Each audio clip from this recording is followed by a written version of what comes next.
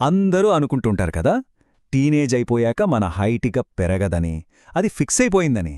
కాని అసలు విషయం అది కాకపోతే, మన ఎముకల్ని సరైన పద్ధతులతో నిజంగానే ఇంకా పెరిగేలా చెయ్యొచ్చని ఒక పద్ధతి చెప్తే ఎలా ఉంటుంది? అవును, ఈరోజు మనం ఆ సైన్స్ వెనుకున్న విషయాలమే వివరంగా చూడబోతున్నాం. సో అసలు ప్రశ్న ఇదే, పెరగడం ఆగిపోయిందని అనుకున్నా కూడా మన ఎముకల్ని పొడవుగా పెరిగేలా చేయడం సాధ్యమేనా? వినడానికి వింతగా ఉన్నా దీని వెనుక ఉన్న సమాధానం మనం ఊహించిన దానికన్నా చాలా ఆసక్తికరంగా ఉండబోతోంది. ఒక రియల్ లైఫ్ ఎగ్జాంపుల్ చూద్దాం. ఈయన పేరు Devon Larratt, world class arm wrestler. గమనిస్తే ఆయన ఒక చేయి రెండో దానికన్నా కొంచెం పొడుగా ఉంటుంది. అదెలా? అది జీన్స్ వల్ల కాదు, సంవత్సరాల తరబడి ఒకే చేయి మీద విపరీతమైన ఒత్తిడి పెట్టడం వల్ల. ఇది మన ఎముకలు ఒత్తిడికి ఎలా రియాక్ట్ అవుతాయో చూపించడానికి ఒక పర్ఫెక్ట్ ఎగ్జాంపుల్. మనం మాట్లాడుకోబోయే ఒక సైంటిఫిక్ లాకి ఇదొక లైవ్ డెమో అన్నమాట. ఆ సైంటిఫిక్ లా పేరే వుల్ఫ్స్ లా. సింపుల్గా చెప్పాలంటే, మన ఎముకలు రాయిలా గట్టిగా స్థిరంగా ఉండవు. మనం వాటిపై ఎలాంటి ఒత్తిడి పెడతామో దానికి తగ్గట్టుగా అవి తమని తాము మార్చుకుంటాయి, రీమోడల్ చేసుకుంటాయి. ఆసక్తికరంగా ఉంది కదా? సరే, ఇక దీని గురించి వివరంగా చూద్దాం.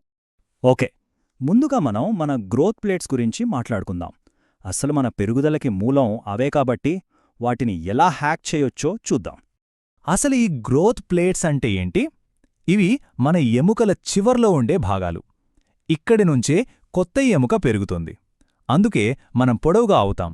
సాధారణంగా అబ్బాయిల్లో 18 నుంచి 20 ఏళ్ల మధ్యలో ఇవి క్లోజ్ అయిపోతాయి.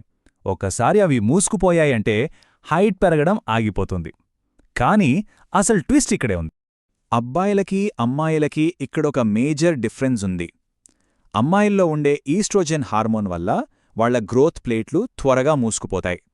మరి అబ్బాయిల్లో వాళ్ల గ్రోత్ ప్లేట్లు కొంచెం ఆలస్యంగా క్లోజ్ అవుతాయి. సో ఈ థియరీ ఏం చెప్తుందంటే, హార్మోన్లను సరిగ్గా మేనేజ్ చేస్తే, అంటే ఈస్ట్రోజెన్ను కంట్రోల్ చేసి టెస్టోస్టెరాన్ను బూస్ట్ చేస్తే ఆ గ్రోత్ ప్లేట్స్ని ఇంకా ఎక్కువ కాలం ఓపెన్గా ఉంచే ఛాన్స్ ఉందన్నమాట.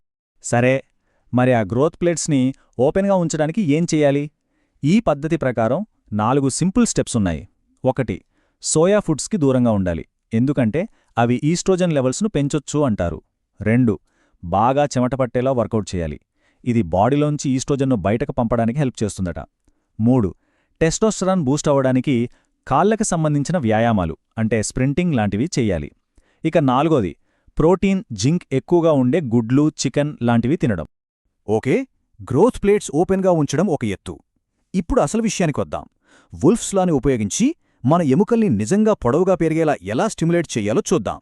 మీకు తెలుసా, ప్రపంచంలోనే అత్యంత పొడవైన మనుషులు నెదర్లాండ్స్లో ఉంటారు. దీనికొక కారణం ఏంటో తెలుసా? వాళ్ల రోజువారీ సైక్లింగ్ అలవాటు. అవును, దీన్నే అడాప్టివ్ రీమోడలింగ్ అంటారు. రోజూ కాళ్లని అలా సాగదీస్తూ సైకిల్ తొక్కడం వల్ల కాలక్రమేణా ఎముకలు ఆ ఒత్తిడికి అలవాటుపడి కొంచెం కొంచెంగా పొడవుగా మారతాయట. మరి ఈ టెక్నిక్ ఎలా పనిచేస్తుంది? చాలా సింపుల్. సైకిల్ సీట్ హైట్ని పెంచాలి. ఎంతలా అంటే, పెడల్ కిందకొచ్చినప్పుడు కాలు బెండ్ అవ్వకుండా ఆల్మోస్ట్ స్ట్రెయిట్గా ఉండాలి. ప్రతీ నెల కొద్ది కొద్దిగా ఆ సీట్ హైట్ పెంచుకుంటూ పోతే కాళ్ళు ఆ స్ట్రెచ్కి అడాప్ట్ అవుతాయని ఈ సోర్స్ చెప్తోంది. ఇక రెండో పద్ధతి, దీనికోసం మనం ఆఫ్రికాలోని మసాయి తెగ దగ్గరికి వెళ్ళాలి. వీళ్లు వాళ్ల హైట్కి చాలా ఫేమస్. వాళ్ల సంస్కృతిలో నిరంతరం పైకి ఎగరడం ఒక భాగం. అయితే అది కేవలం వాళ్ల డాన్స్ మాత్రమే కాదు, బహుశా వాళ్ల హైట్కి సీక్రెట్ కూడా అదే కావచ్చు. నమ్మండి, నమ్మకపోండి, మసాయి తెగలో పురుషుల యావరేజ్ హైట్ 6 అడుగుల 3 అంగుళాలు, 6.3 ఇంచెస్. ఇది వాళ్ల లైఫ్ స్టైల్కి, వాళ్ల శరీర నిర్మాణానికి మధ్య ఎంత స్ట్రాంగ్ కనెక్షన్ ఉందో చూపిస్తోంది. అసలు దీని వెనుక ఉన్న సైన్స్ ఏంటి? థియరీ ప్రకారం అలా రోజూ ఎగరడం వల్ల మన కాలి ఎముకల్లో చాలా చిన్నవి, కంటికి కనబడని మైక్రో ఫ్రాక్చర్స్ ఏర్పడతాయట. మన బాడీ ఆ ఫ్రాక్చర్స్ని రిపేర్ చేసేటప్పుడు ఎముకని ముందుకన్నా ఇంకొంచెం బలంగా, ఇంకాస్త పొడవుగా తయారు చేస్తుందట. ఇంట్రెస్టింగ్ కదా? అయితే దీన్ని జాగ్రత్తగా చెయ్యాలి. ఈ సోర్స్ ఏం చెప్తుందంటే, రోజు 30 జంప్స్ చొప్పున 3 సెట్స్ చేయడం సేఫ్ అండ్ ఎఫెక్టివ్.